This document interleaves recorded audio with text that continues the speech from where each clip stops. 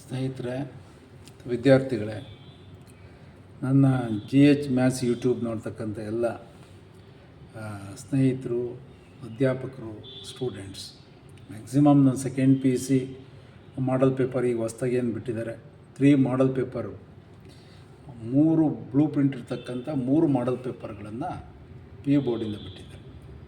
ಆ 3 ಮಾಡಲ್ ಪೇಪರ್ಗೆ ನಾನು ಆನ್ಸರನ್ನು ಪ್ರತಿಯೊಂದು ಕ್ವಶನ್ಸ್ಗೆ, ಈವನ್ MCQಗೆ 20 ಕ್ವಶನ್ಸ್ ಇರುತ್ತೆ, 15 ಕ್ವಶನ್ಸ್ MCQ ಇರುತ್ತೆ, ಇನ್ನು 5 ಕ್ವಶನ್ಸು ಬ್ರ್ಯಾಕೆಟಲ್ಲಿ ಆನ್ಸರ್ ಕೊಟ್ಟಿರ್ತಕ್ಕಂಥ 5 ಕ್ವಶನ್ಸ್ ಇರುತ್ತೆ. ಈ ಥರ 3 ಡಿಫ್ರೆಂಟ್ 3 ಬ್ಲೂ ಪ್ರಿಂಟ್ ಇರ್ತಕ್ಕಂಥ 3 ಮಾಡಲ್ ಪೇಪರ್ಗೆ ನಾನು ಆನ್ಸರನ್ನು ಮಾಡಿ ಒಂದು ಬುಕ್ಕನ್ನು ಫ್ರೇಮ್ ಮಾಡಿದ್ದೇನೆ. ಆ ಬುಕ್ಕು ಯಾರೇ ಬೇಕು ವಿದ್ಯಾರ್ಥಿಗಳು ನನ್ನ ಫೋನ್ ನಂಬರ್ ಕೊಟ್ಟಿರ್ತಾನೆ, ಆ ಫೋನ್ ನಂಬರ್ಗೆ ಕಾಲ್ ಮಾಡಿದ್ರೆ ನಾನು ಆ ಬುಕ್ಕನ್ನು ಕಳಿಸ್ಕೊಡ್ತಕ್ಕಂಥ ಕೆಲಸ ಮಾಡ್ತೇನೆ. ಯಾಕಂದರೆ ನಾನು ನಂಬರ್ ಆಫ್ ಇಂಡೆಂಟನ್ನು ನೋಡಿ ನಾನು ಬುಕ್ಕು ತಯಾರಿಸ್ಬೇಕಾಗತ್ತೆ. ಅದಕ್ಕೋಸ್ಕರ ಇಂಟ್ರೆಸ್ಟ್ ಇರ್ತಕ್ಕಂಥ ವಿದ್ಯಾರ್ಥಿಗಳು ಅಥವಾ ಲೆಕ್ಚರರ್ಸ್ ಯಾರು ಬೇಕಾದರೂ ಫೋನ್ ಮಾಡಿ ಇಂಡೆಂಟ್ ಕೊಟ್ಟರೆ ಮಾತ್ರ ನಾನು ಬುಕ್ಕನ್ನು ಕಳಿಸ್ಕೊಡೋಕ್ಕೆ ಸಾಧ್ಯ ಆಗುತ್ತೆ.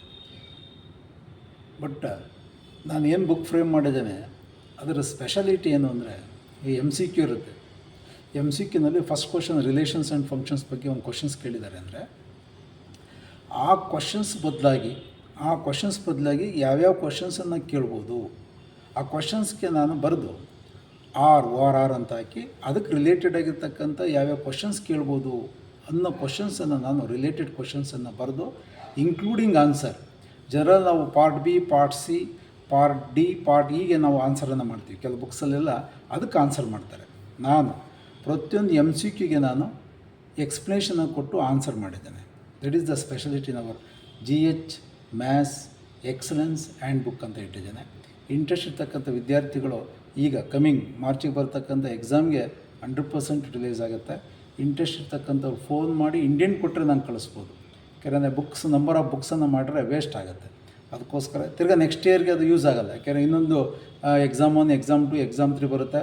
ಅದಕ್ಕೆ ಆ ಕ್ವಶನ್ ಪೇಪರ್ಗೆ ಆನ್ಸರ್ ಮಾಡಿ ಇನ್ನೊಂದು ಬುಕ್ಗೆ ನಾವು ಆ್ಯಡ್ ಮಾಡಬೇಕಾಗತ್ತೆ.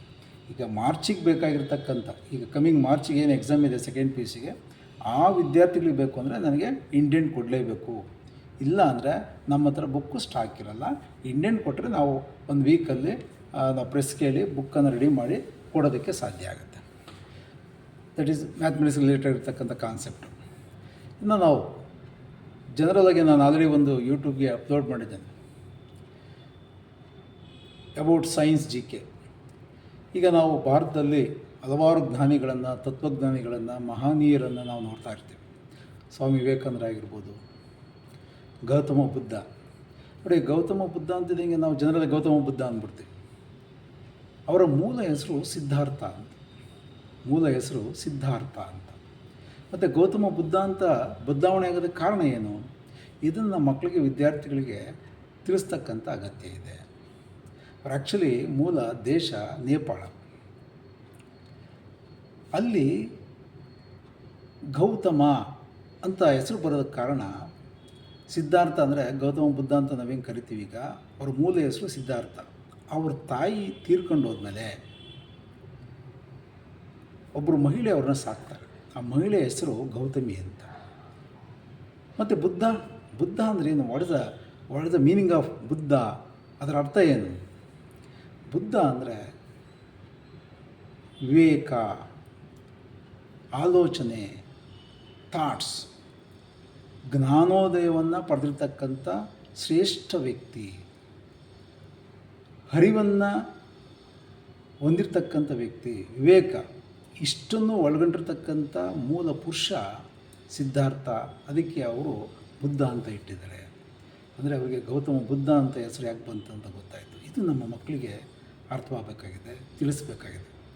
ಯಾಕೆಂದರೆ ನಾವು ಯಾವುದೇ ಒಂದು ಇಂಟರ್ವ್ಯೂಗೆ ಹೋದಾಗ IAS ಆಗಿರ್ಬೋದು, ಯಾವುದೇ ಕಾಂಪಿಟೇಟಿವ್ ಎಕ್ಸಾಮಿನೇಷನ್ಸ್ ಆಗಿರ್ಬೋದು, ಫಸ್ಟು ಮಕ್ಕಳು ಬಿಗಿನಿಂಗ್ ಈವನ್ SLCಯಿಂದಲೇ ನಾವು IAS ಆಗಿರ್ಬೋದು, IFS ಆಗಿರ್ಬೋದು, IPS ಆಗಿರ್ಬೋದು, ಯಾವುದೇ ಕಾಂಪಿಟೇಟಿವ್ ಎಕ್ಸಾಮಿನೇಷನಲ್ಲಿ ನಾವು ಸಕ್ಸಸ್ ಆಗಬೇಕು ಅಂದರೆ, ನಾವು ಡಿಗ್ರಿಗೆ ಹೋದಾಗ ನಾವು GK ಜನರಲ್ ನಾಲೆಡ್ಜನ್ನು ಕಲಿತೀವಿ ಅಂದರೆ ಟೇಕ್ ಟೈಮ್.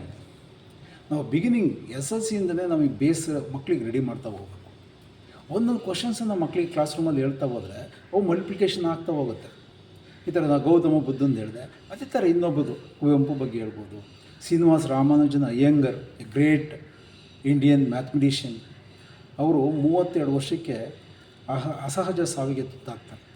ಅವರ ಸ್ಟೋರಿನ ಹೇಳಿರೋ ಮಕ್ಕಳಿಗೆ ಅವ್ರಿಗೆ ಇನ್ಸ್ಪಿರೇಷನ್ ಆಗುತ್ತೆ. ಅವರು ವಿಟಮಿನ್ ಎ ಡಿಫಿಷಿಯನ್ಸಿಯಿಂದ ಮತ್ತು ಕ್ಷಯರೋಗದಿಂದ ಸಾವನ್ನಪ್ತಾರೆ. 32 ವರ್ಷಕ್ಕೆ ಸಾವನ್ನಪ್ತಾರೆ. ಅವಾಗಿರ್ತಕ್ಕಂಥ ಪಾಂಡಿತ್ಯ, ಗಣಿತದ ಬಗ್ಗೆ ಇರ್ತಕ್ಕಂಥ ಆಸಕ್ತಿ ಇಡೀ ಪ್ರಪಂಚಕ್ಕೆ ಮಾದರಿ. ಅವರು ಆಸ್ಪತ್ರೆಯಲ್ಲಿದ್ದಾಗಲೇ ಹಾಸಿಗೆ ಮೇಲೆ ಬಂದಿರತಕ್ಕಂಥ ಪ್ರಾಬ್ಲಮ್ಸನ್ನು ಎಷ್ಟೋ ಇಲ್ಲಿವರೆಗೂ ಒಟ್ಟಿಲ್ಲ ಸಾಲ್ವ್ ಮಾಡೋಕ್ಕಾಗಿಲ್ಲ. ಅಂಥ ಪಾಂಡಿತ್ಯ ಪಡೆದಿರ್ತಕ್ಕಂಥ great Indian mathematician Srinivasa Ramanujan. ಇವ್ರ ಬಗ್ಗೆ, ಕುವೆಂಪು ಬಗ್ಗೆ, ದ ರಾ ಬೇಂದ್ರೆ ಬಗ್ಗೆ, ವಿಜ್ಞಾನಿಗಳ ಬಗ್ಗೆ, ಕವಿಗಳ ಬಗ್ಗೆ, ಸೈಂಟಿಸ್ಟ್ಗಳ ಬಗ್ಗೆ ನಾವು ಮಕ್ಕಳಿಗೆ ಹೇಳ್ತಾ ಬರ್ತಾಯಿದ್ರೆ ಅವರು ಇನ್ಸ್ಪಿರೇಷನ್ ಆಗ್ತಾ ಹೋಗ್ತಾರೆ. ನೋಡಿ, ಐನ್ಸ್ಟೀನ್ ಬಗ್ಗೆ ಎಷ್ಟೊಂದು ಅವರಲ್ಲಿರ್ತಕ್ಕಂಥ ಪ್ರತಿಭೆ ಎಷ್ಟೊಂದಿತ್ತು.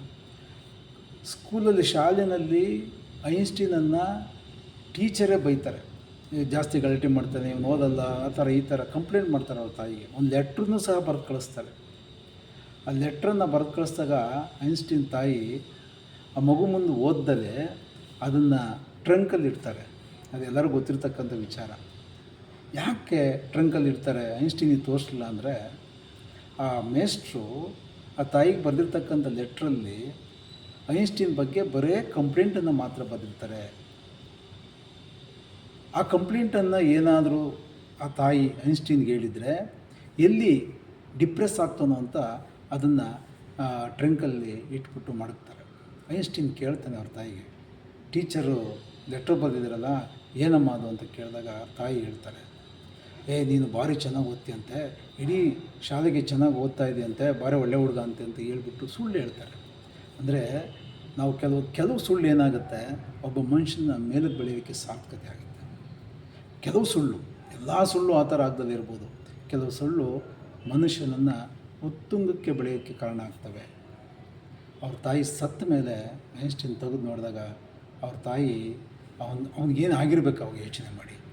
ಈ ಥರ ನಾವು ಕೆಲವು ಸ್ಟೋರಿಗಳನ್ನು ಉದಾಹರಣೆ ಮುಖಾಂತರ, ಯಾವಾಗಲೂ ಮಕ್ಕಳಿಗೆ ಪುಸ್ತಕದಲ್ಲಿರ್ತಕ್ಕಂಥದ್ದನ್ನೇ ಹೇಳ್ಕೊಂಡು ಹೋದರೆ ಮಕ್ಕಳಿಗೆ ಅರ್ಥವಾಗಲ್ಲ. ನಮ್ಮ ಸುತ್ತಮುತ್ತ ಇರ್ತಕ್ಕಂಥ ಎಕ್ಸಾಂಪಲ್ಸ್ಗಳು, ನಾವು ಪ್ರವಾಸಕ್ಕೂ ವಿದ್ಯಾರ್ಥಿಗಳನ್ನ ಕರ್ಕೊಂಡು ಹೋಗ್ತೀವಿ, ಝೂ ಕರ್ಕೊಂಡು ಹೋಗ್ತೀವಿ. ಝೂನಲ್ಲಿ ಹೋದಾಗ ಏನು ಮಾಡ್ತೀವಿ, ಪ್ರಾಣಿ ಜಸ್ಟ್ ಹಿಂಗೆ ನೋಡ್ಕೊಂಡು ಬಂದುಬಿಡ್ತೀವಿ ಅಷ್ಟೇ. ಪ್ರತಿಯೊಂದು ಪ್ರಾಣಿ ಬಗ್ಗೆ ನಾವು ಡೀಟೇಲ್ಸಾಗಿ ಹೇಳ್ತಾ ಹೋಗ್ಬೇಕು. ಜಿರಾಫೆ, ಝೂನಲ್ಲಿ ಜಿರಾಫೆ ಇರುತ್ತೆ. What are the characters of giraffe? Giraffe sound ಮಾಡುತ್ತಾ? ಇಲ್ಲ, ವಾಯ್ಸೇ ಮಾಡಲ್ಲ. ಅದೊಂದು ಜನರಲ್ ನಾಲೆಡ್ಜ್ ಹೇಳ್ಬೇಕು ಮಕ್ಕಳಿಗೆ. ಪಕ್ಷಿಗಳ ಬಗ್ಗೆ ಹೇಳಬೇಕು, ಪ್ರಾಣಿಗಳ ಬಗ್ಗೆ ಹೇಳಬೇಕು, ಮರಗಳ ಬಗ್ಗೆ ಹೇಳಬೇಕು. ಮರಗಳಲ್ಲಿ ಎಷ್ಟೊಂದು ಡಿಫ್ರೆನ್ಷಿಯೇಷನ್ ಇದೆ ನೋಡಿ. ಹಣ್ಣು ಬಿಡ್ತಕ್ಕಂಥ ಮರಗಳು ಬಾಗಿರ್ತವೆ ನೋಡಿ, ಹಣ್ಣು ಬಿಡ್ತಕ್ಕಂಥ ಮರಗಳು ಬಾಗಿರ್ತವೆ, ಇದರ ಗುಂಪಾಗಿರುತ್ತೆ. ಯಾವುದು ಹಣ್ಣನ್ನು ಬಿಡಲ್ಲ ಆ ಮರಗಳು ಸ್ಟ್ರೈಟಾಗಿ ಬೆಳೆದಿರ್ತವೆ. ಮನುಷ್ಯನ ಕ್ಯಾರೆಕ್ಟರು ಅಷ್ಟೇ. ಯಾರು ಮನುಷ್ಯ ಇನ್ನೊಬ್ಬನಿಗೆ ಸಹಾಯ ಮಾಡ್ತಾ ಇರ್ತಾನೆ ಅವನು ಬೆಳೆಯೋದಕ್ಕೆ ಸಾಧ್ಯವೇ ಇಲ್ಲ, ಅವನು ಅಲ್ಲೇ ಇರ್ತಾನೆ. ಯಾರು ಸಹಾಯ ಮಾಡಲ್ಲ ಅವನು ಕಾರು ಬಂಗ್ಲೆ ತಗೊಂಡು ಆರಾಮಾಗಿರ್ತಾನೆ. ಹಣ್ಣು ಕೊಡ್ತಕ್ಕಂಥ ಮರಗಳು ಬಾಗಿರ್ತವೆ, ಹಣ್ಣು ಕೊಡದೇ ಇರ್ತಕ್ಕಂಥ ಮರಗಳು ಉದ್ದು ಬೆಳ್ಕೊಂಡು ಹೋಗ್ತಾ ಇರ್ತವೆ. ಅದನ್ನು ಮನುಷ್ಯನಿಗೆ ಕಂಪೇರ್ ಮಾಡಿ ಮಕ್ಕಳಿಗೆ ಹೇಳ್ಕೊಡಿ. ನೋಡಿ, ಯಾರು ಮನುಷ್ಯ ಮಾನವೀಯತೆಯನ್ನು ಹೊಂದಿರತಕ್ಕಂಥ ಮನುಷ್ಯ, ಇನ್ನೊಬ್ಬರಿಗೆ ಸಹಾಯ ಮಾಡ್ತಕ್ಕಂಥ ವ್ಯಕ್ತಿ ಯಾವತ್ತೂ ಐಷಾರಾಮಿ ಜೀವನವನ್ನು ನಡೆಸ್ತಾ ಇರಲ್ಲ. ಅದೇ ಹಣ್ಣು ಕೊಡ್ತಕ್ಕಂಥ ಮರಗಳಿಗೆ ಕೊಡ್ತಕ್ಕಂಥ ಎಕ್ಸಾಂಪಲ್. ಯಾರು ಸಹಾಯ ಮಾಡಲ್ಲ, ಕಾರು, ಒಳ್ಳೆ ದೊಡ್ಡ ದೊಡ್ಡ ಕಾರ್ಗಳು, ಒಳ್ಳೆ ಮನೆ ಬಂಗ್ಲೆ, ಒಳ್ಳೆ ಶೂ ಚಪ್ಪಲಿ ಹಾಕ್ಕೊಂಡು ಆರಾಮಾಗಿರ್ತಾನೆ ಅಂದರೆ ಅವರೆಲ್ಲ ಸಹಾಯ ಮಾಡಲ್ವಾ ಸರ್? ಆ ಪ್ರಶ್ನೆ ಬರಲ್ಲ. ಅಂದರೆ ಎಲ್ಲರೂ ಮಾಡ್ತಾರಾ? ಮಾಡಲ್ಲ. ಈ ಥರ ಕೆಲವು ಉದಾಹರಣೆ ಮುಖಾಂತರ ಐನ್ಸ್ಟೀನ್ ಬಗ್ಗೆ ಆಗಿರ್ಬೋದು, ಶ್ರೀನಿವಾಸ ರಾಮಾನುಜನ್ ಬಗ್ಗೆ ಆಗಿರ್ಬೋದು, ಆರ್ಕಿಮಿಡೀಸ್ ಬಗ್ಗೆ ಆಗಿರ್ಬೋದು, ಇವರೆಲ್ಲ ತತ್ವಜ್ಞಾನಿಗಳು. ಸ್ವಾಮಿ ವಿವೇಕಾನಂದರ ಬಗ್ಗೆ, Subhash Chandra Bose Indian national army ಕಟ್ಟಬೇಕಾದ್ರೆ ಸ್ವಾಮಿ ವಿವೇಕಾನಂದರ ಪ್ರೇರಣೆ ಕಾರಣ ಅಂತ ಹೇಳ್ತಾರೆ ಒಂದು ಕಡೆ. ಇವೆಲ್ಲ ಉದಾಹರಣೆಗಳನ್ನು ಕೊಡೋದ್ರ ಮುಖಾಂತರ ನಾವು ಮಕ್ಕಳನ್ನು ಬೆಳೆಸಬೇಕಾಗಿದೆ. ಇವತ್ತಿನ ದಿನ ಸ್ಪರ್ಧಾ ಜಗತ್ತು, ಮಕ್ಕಳನ್ನ ನಾವು ಯಾವ ಥರ ಪೋಷಣೆ ಮಾಡಬೇಕು ಅಂದರೆ, ಪೋಷಣೆ ಮಾಡಬೇಕು. ಮಕ್ಕಳು ಎಲ್ಲ ಬರೀ ಕೇವಲ ಮಾರ್ಕ್ಸ್ಗೋಸ್ಕರ ನಾವೇನಾದರೂ ಪಾಠ ಮಾಡ್ತೀವಿ ಅಂದರೆ ಆ ಮಕ್ಕಳು ಜೀವನದಲ್ಲಿ ಬರೀ ಅಂಕ ಅಂಕ ಅಂಕ ಅಂತ ಹೋದರೆ ಕಷ್ಟ ಆಗುತ್ತೆ. ನಮ್ಮ ದೇಶ ಉತ್ತುಂಗಕ್ಕೆ ಹೋಗ್ಬೇಕು ಅಂದರೆ ಅಂಕಗಳ ಜೊತೆ ಡೀಪಾಗಿ ಡಿಸ್ಕಷನ್ ಮಾಡಬೇಕು ಸಬ್ಜೆಕ್ಟನ್ನು, ಉದಾಹರಣೆಗಳ ಮುಖಾಂತರ ಮಾನವೀಯ ಗುಣಗಳನ್ನು ಮಕ್ಕಳಿಗೆ ಹೇಳ್ಕೊಡ್ಬೇಕಾಗತ್ತೆ. ಅದ್ರ ಮುಖಾಂತರ ನಾವು ಬೋಧನೆ ಮಾಡಿದಾಗ ಮಕ್ಕಳು ಫಸ್ಟು ನಾವು ನಮ್ಮ ತಾಯಿನ ಯಾವ ಥರ ಪ್ರೀತಿ ಮಾಡ್ತೀವಿ, ನಮ್ಮ ದೇಶವನ್ನು ಪ್ರೀತಿ ಮಾಡೋ ಥರ ಮಕ್ಕಳಿಗೆ ನಾವು ಹೇಳ್ಕೊಡ್ಬೇಕು. ಇವೆಲ್ಲ ಶಿಕ್ಷಕರಿಂದ ಮಾತ್ರ ಸಾಧ್ಯ. ವೇದಿಕೆ ಮೇಲೆ ಭಾಷಣ ಮಾಡ್ತಕ್ಕಂಥದ್ದನ್ನ ಕೇಳೋದೇ ಬೇರೆ. ಬಟ್ ಮಕ್ಕಳು ಶಾಲೆಗಳಲ್ಲಿ ಅಥವಾ ಕಾಲೇಜುಗಳಲ್ಲಿ ಯೂನಿವರ್ಸಿಟಿಗಳಲ್ಲಿ ಮೇಷ್ಟ್ರು ಹೇಳ್ತಕ್ಕಂಥದ್ದನ್ನ ಕೇಳ್ತಾರೆ, ಗ್ರಹಿಸ್ತಾರೆ. ಟೀಚರ್ ಹೇಳ್ತಕ್ಕಂಥದ್ದನ್ನ ಗ್ರಹಿಸ್ತಾರೆ. ಎಲ್ಲ ಮಕ್ಕಳು 10 ಜನದಲ್ಲಿ 8 ಜನ ಆದರೂ ಗ್ರಹಿಸ್ತಾರೆ. ಯಾರೇ ಶಿಕ್ಷಕರಾಗಿರ್ಬೋದು, ಅವ್ರು ಹೇಳ್ತಕ್ಕಂಥದ್ದನ್ನು ಗ್ರಹಿಸ್ತಾರೆ. ಗ್ರಹಿಸಿ ಜಡ್ಜ್ ಮಾಡ್ತಾರೆ, ಯೋಚನೆ ಮಾಡ್ತಾರೆ. ಇದು interaction between teachers and students. ಇದನ್ನೆಲ್ಲ ನಮ್ಮ ಮಕ್ಕಳಿಗೆ ನಾವು ಹೇಳ್ಕೊಡ್ಬೇಕಂತ ಜವಾಬ್ದಾರಿ ನಮ್ಮ ಶಿಕ್ಷಕರ ಮೇಲಿದೆ. ಪಾಠದ ಜೊತೆಗೆ ಹಲವಾರು ವಿಚಾರಗಳನ್ನು ಮಕ್ಕಳಿಗೆ ತಿಳಿಸ್ತಾ ವಿದ್ಯಾರ್ಥಿಗಳನ್ನು ನಾವು ಬೆಳೆಸಬೇಕಾಗಿದೆ. ವಂದನೆಗಳು. ಇನ್ನೂ ಹಲವಾರು ವಿಚಾರಗಳನ್ನು ನಾನು GH ಮ್ಯಾಥ್ಸ್ ಯೂಟ್ಯೂಬಲ್ಲಿ ಹಂಚ್ಕೊತೇನೆ. ವಂದನೆಗಳು. Thank you.